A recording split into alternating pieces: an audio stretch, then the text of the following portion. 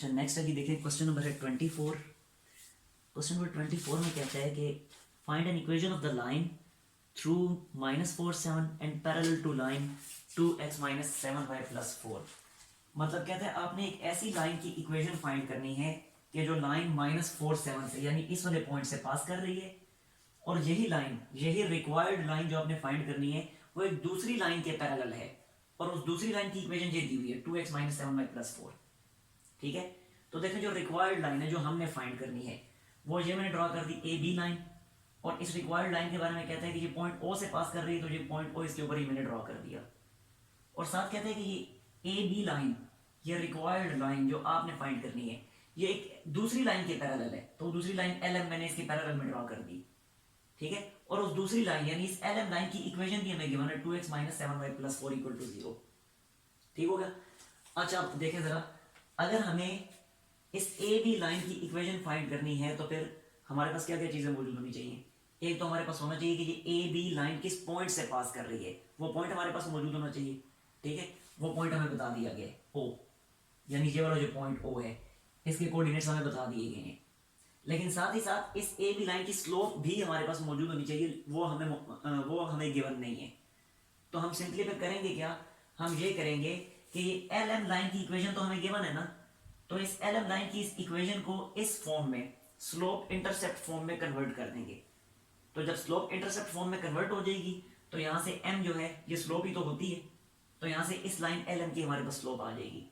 तो जब line L M की स्लोप आ जाएगी, ए बी लाइन भी तो एल एम लाइन के पैरेलल है, तो ए बी लाइन की भी स्लोप हमारे पास आ जाएगी।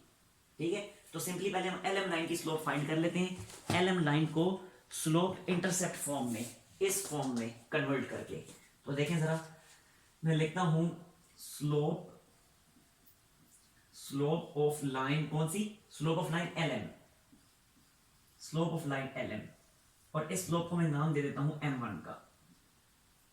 ठीक हो गया। अच्छा अब स्लोप एल एम लाइन को फिर मैं स्लोप इंटरसेप्ट फॉर्म में कन्वर्ट कर रहा हूं, यानी इस फॉर्म में, तो मैं लिखता हूं जी 2x + 4 = 7y, यानी 7y को उधर शिफ्ट कर दिया। अगले स्टेप में देखें, क्योंकि हमने ये वाली फॉर्म बनानी है और इस फॉर्म में y का कोएफिशिएंट 1 होता है, तो इसलिए यहाँ पे y के कोएफिशिएंट को 1 बनाने के लिए थ्रू आउट 7 से डिवाइड कर दें, तो ये बनेगा 2/7x + 4/7 = y। ठीक हो गया।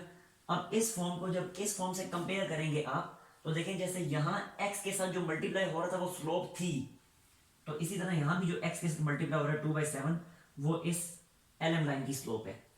ठीक हो गया। तो इस एल एम लाइन की स्लोप जिसे m1 का नाम दिया है, उस m1 की वैल्यू हमारे पास आ गई दिस 2/7। ठीक हो गया। तो जब एल एम लाइन की स्लोप मेरे पास आ गई 2/7, ए बी लाइन भी तो एल एम लाइन के पैरेलल है, तो फिर ए बी लाइन की भी तो यही स्लोप होगी, तो मैं यहां लिख देता हूं slope of A B, slope of A B line = नाम इसको मैं m2 दे देता हूं, और ये इक्वल हो जाएगी 2/7। ठीक हो गया। अब इस ए बी लाइन की स्लोप भी मेरे पास मौजूद है, और ये ए बी लाइन जिस पॉइंट से पास कर रही है, पॉइंट ओ, उसके कोऑर्डिनेट्स भी मुझे पता है।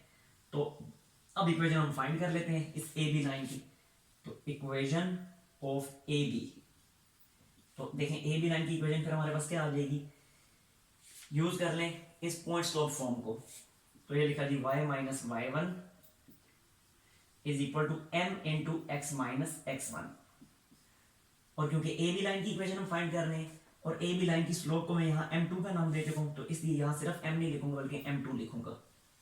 ठीक हो गया। अब वैल्यूज पुट कर दें ना, y - y1 की क्या वैल्यू है, वो है 7, तो ये लिख दिया 7। m2 की क्या वैल्यू है 2/7, तो ये लिख दिया 2/7। x - x1 की वैल्यू क्या है -4, तो ये माइनस इस वाले माइनस से मल्टीप्लाई होकर प्लस बनेगा, तो x + 4। अब इस 7 को क्रॉस मल्टीप्लाई कर रहे हैं हम, ये बन जाएगा 7y - 49 = 2x + 8। ठीक हो गया। अब इसको 7y - 49 को दूसरी साइड पे शिफ्ट कर दें, तो बनेगा 2x - 7y, और ये -49 यहाँ आके 8 में ऐड होके बनाएगा +57 = 0। तो ये हमारे पास इक्वेशन आ गई इस लाइन ए बी की, और यही हमने फाइंड करनी थी। ठीक हो गया जी।